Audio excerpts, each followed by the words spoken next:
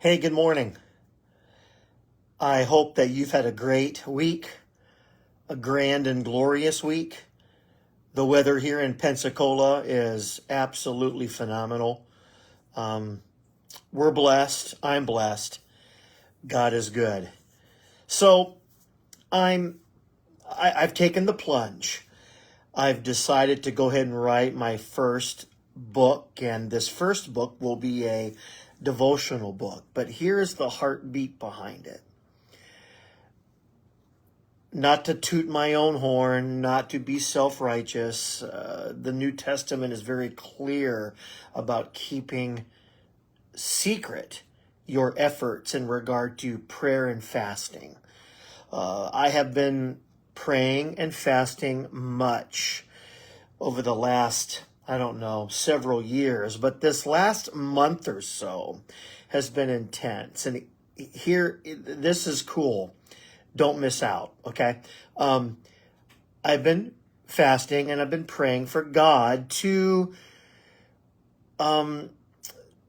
perform several miracles in my life in regard to situations and circumstances, okay? There's nothing wrong with that. Yes, first I want to get to know his heart, understand who he is, seek his heart first and his hand second. And that's what I've been trying to do. So I've been asking him to do some things, to take care of some things, to move some things along, to intersect with my life and do something for me and my family that we can't do for ourselves. And basically what I've been asking for is a breakthrough. And so that's the name of this devotional book I'm writing. It's called Breakthrough.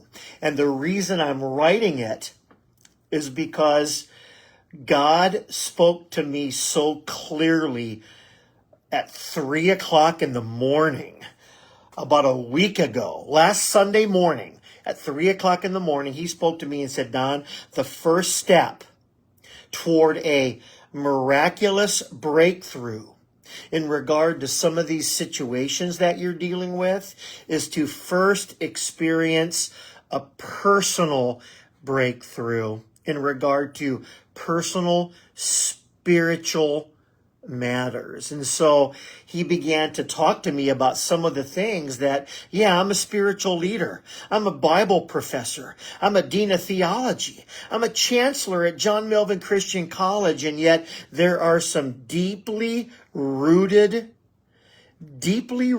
things and procedures and stuff that I've got to deal with in regard to my own personal spiritual journey first. Then this other stuff will come afterwards. And again, so that is where I got the title of the book, Breakthrough.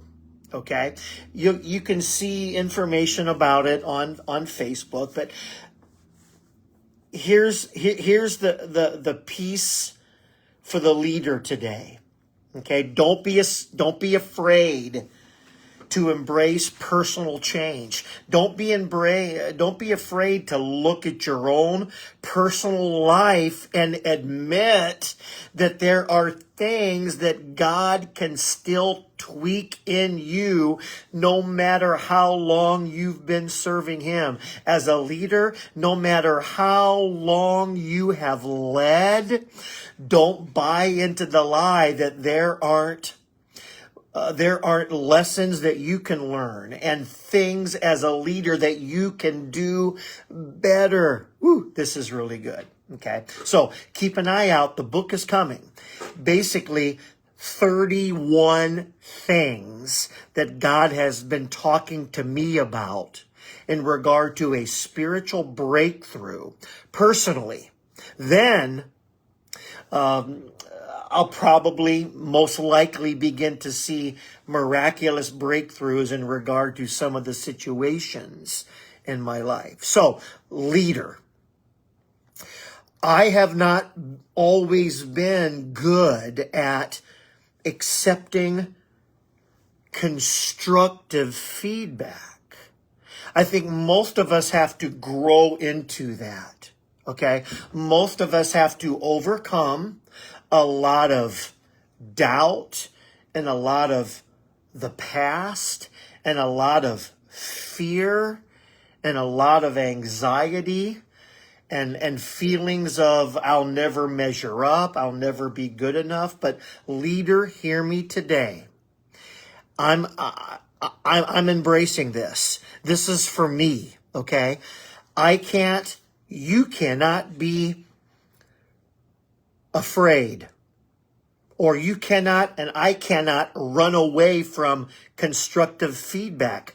Constructive feedback is the breakfast of champions, okay? And we've got to come to a point where we can accept constructive feedback and realize it does not make us any lesser of a person or lesser of a leader. As a matter of fact, what it does, it makes us a better person and a better leader when we can separate our value as a person from the incredible feedback that wants to come our way as someone who loves us,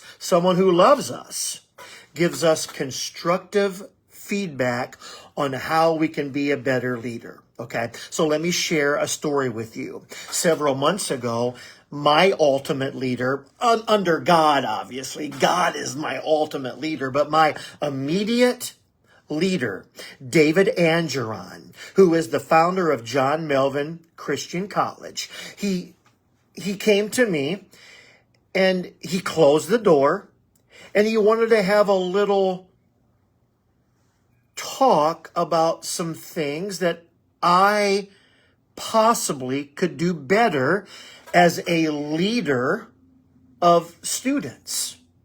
Well, at first you put your defenses up. You say, no way, not me. I would never do that. I'm the best leader on the planet, yada, yada, yada. And when you become a closed system, that is the beginning of the end. Okay? And so I look back on that conversation with David and I see how much I've grown even in the last 3 months because of the feedback he was giving me in regard to who I am and what I'm trying to get done in the life of students. I use that personal example to be a blessing to you. Okay? Don't run from it.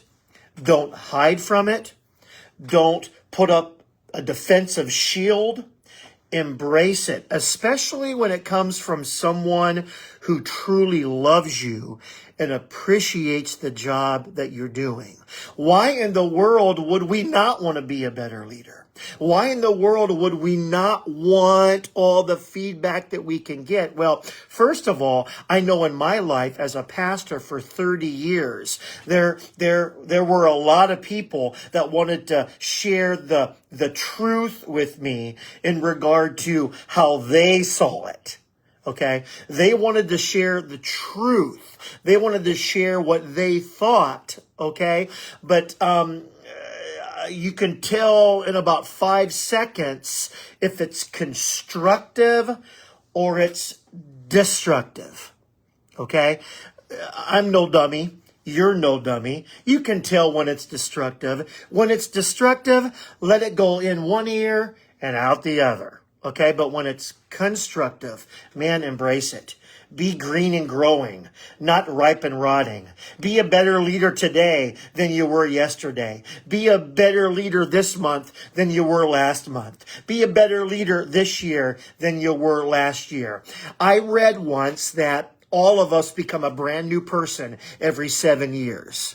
What happens is our skin falls off.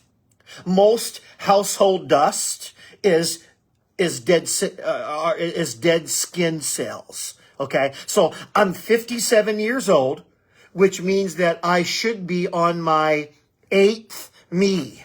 My 8th me. Surely my 8th me is better than my 7th me. As a leader, surely my eighth season is better than my 6th season. The point is, man, if we're not green and growing, we're ripe and rotting. Don't be a closed system. The moment that you and I think that we are above input, that's a real problem. Okay? So today, be the best you can be. Seek advice, seek input, embrace it. That's constructive criticism. It's the Breakfast of Champions. Look for my new book coming out in a month or so called Breakthrough. Be careful what you order off the menu. I'll leave you with that teaser. Have a blessed day. God is good.